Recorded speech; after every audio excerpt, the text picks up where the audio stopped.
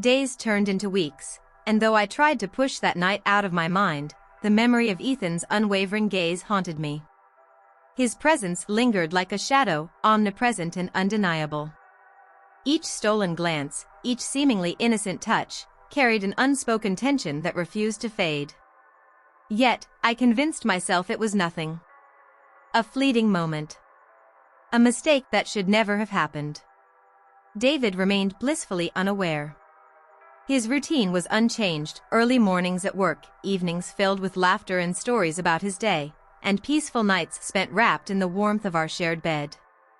I watched him closely, searching for any sign that he suspected something was amiss. But there was none. Guilt gnawed at my conscience, an ever-present weight pressing down on my chest.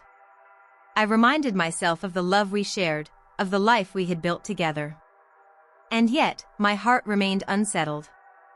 Ethan's behavior grew more peculiar. He followed me more closely, his eyes carrying a depth of understanding that sent shivers down my spine. When David was around, Ethan kept his distance, lying silently in the corner, his gaze never straying from mine. But when we were alone, his presence was undeniable, his every movement deliberate.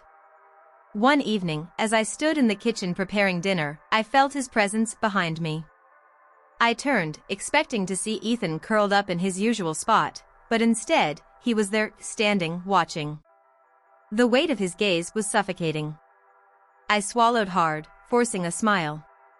"You're being awfully quiet today," I said, my voice barely above a whisper. He didn't move.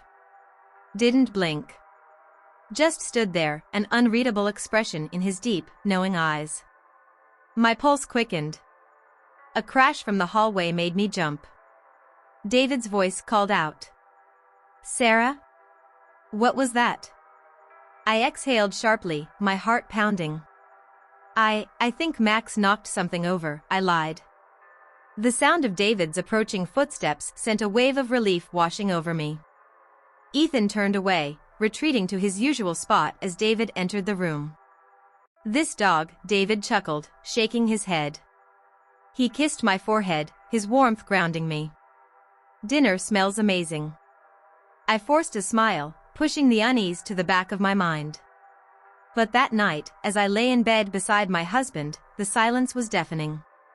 The memory of Ethan's gaze, the tension that hung between us, refused to fade. And deep down, I knew this was far from over. The boundaries I had so carefully set had been crossed once.